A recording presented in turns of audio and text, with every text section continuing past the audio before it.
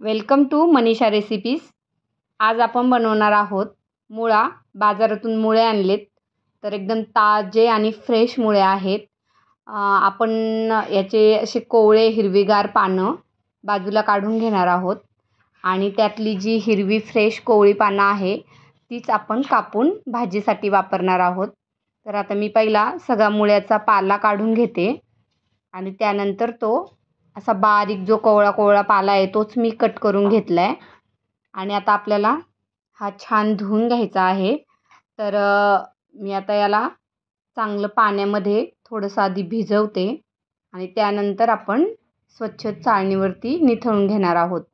तर आता मी या चिरलेल्या भाजीमध्ये पाणी घालून घेतलं आहे, तिला थोड्या वेळ भिजू देणार आहे आणि त्यानंतर आपल्याला ती अशी निथळून घ्यायची आहे। तर आता मी ती पाण्यातून बाहेर काढून घेते, म्हणजे त्याच्यामध्ये काही माती वगैरे असेल तर ती पाण्यामध्ये राहून जाते आणि भाजी अशी वरती छान तरंगून आपल्याला काढता येते। आता यासाठी मी तुरीची डाळ भिजत घातलेली आहे। तर भांडं गरम करून पहिले आपण त्यामध्ये तुरीची डाळ घालून घेतली आणि त्यावरून आपल्याला ही चिरलेली भाजी घालून घ्यायची आहे।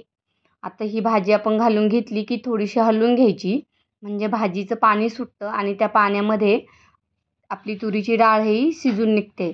हवं तर थोडं अर्धा कप पाणी घालून दोन्ही भाजी आणि डाळ आपल्याला चांगली शिजून घ्यायची आहे। तर आता मी हे व्यवस्थित मिक्स करून घेते चांगलं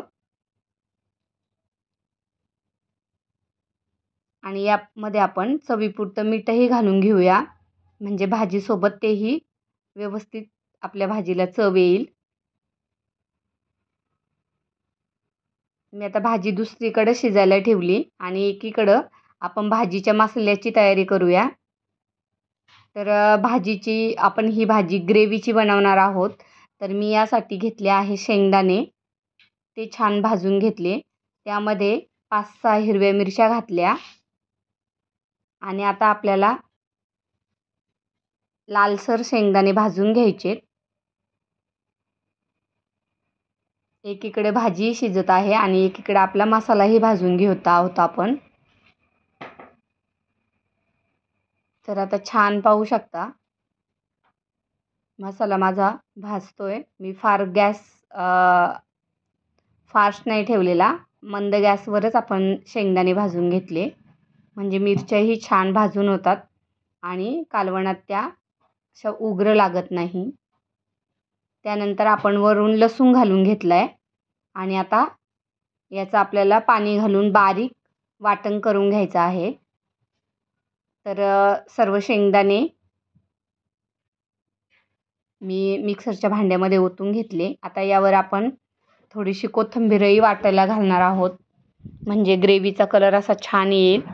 शेंगदाणे, कोथिंबीर, लसूण आणि हिरवी मिरची, तर आता हे सर्व मी मिक्सरच्या भांड्यामध्ये काढून घेतले। शेंगदाणेही बऱ्यापैकी थोडेसे थंड झाले आणि आता आपण यावर थोडं पाणी घालून याची बारीक पेस्ट करून घेतली।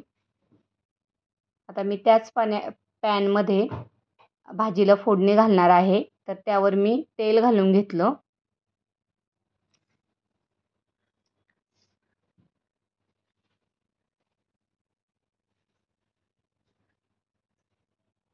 पॅनची उंची कमी आहे, पण मला भाजी कमीच बनवायची आहे, त्यामुळे मी त्या हिशोबानेच तो ठेवलेला आहे। तर आता मी जिरीची फोडणी घातली, त्यावर कोथिंबीर घातली आणि छान असं हलवून घेतलं। तर तेलामुळं थोडासा छान त्याच्यावर वरून जाळ पण आला असा। आणि आता आपण यावरती शेंगदाण्याचं वाटण जे आहे ते वाटून घेतलं आणि आता यावर आपण आपली शिजलेली तुरीची डाळ आणि भाजी घालून घेतली आणि आता आपल्याला हे चांगलं मिक्स करायचं आहे।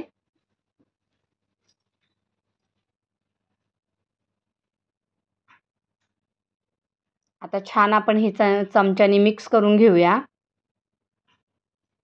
आणि आता गॅस मी स्लो करते।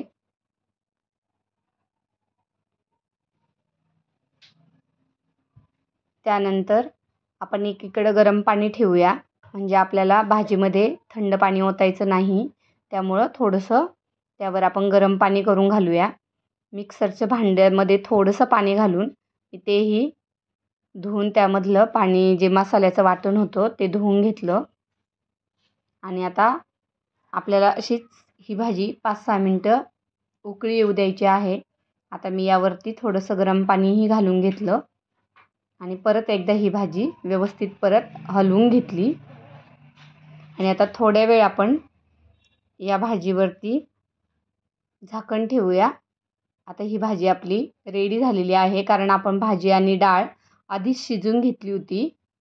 त्यामुळे आता फक्त आपल्याला 2-3 मिनटं वाटण आणि भाजी एकजीव होईपर्यंत छान त्याला उकळी येऊ द्यायची आहे. तर आपली चांगली उकळी आलेली आहे आणि आता यावरती मी झाकण ठेवून देते, म्हणजे आपली भाजी रेडी झालेली आहे. तर आता ही भाजी मी काढून घेतली. याच भाजीवर मला थोडीशी मेथीची सुक्की भाजी करायची होती. पॅन गरम होता, थोडंसं तेल घालून घेतलं, हिरवी मिरची आणि लसणाचं फोडणी दिली आणि ते छान परतून घेतलं. आणि त्यावरती मेथीची भाजी मी निसून स्वच्छ धुवून निथळायला ठेवली होती ती घालून घेतली.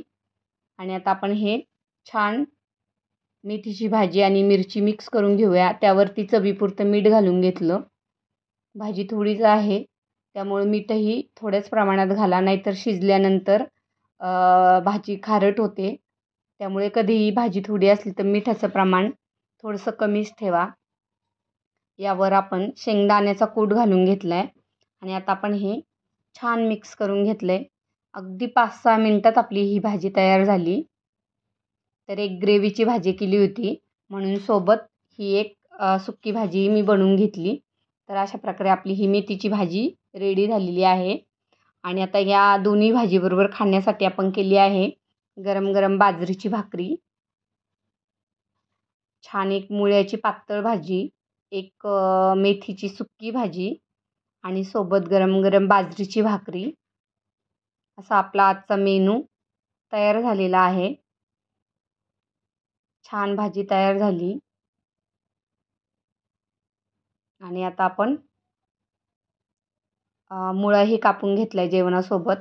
मुळ्याची पातळ भाजी आणि मेथीची भाजी, भाकरी आणि स्वीटमध्ये आज आपल्याकडं गाजराचा हलवाही बनवलेला आहे, तर तो घेतला आहे. तर रेसिपीला लाईक करा, शेअर करा, सबस्क्राईब करा.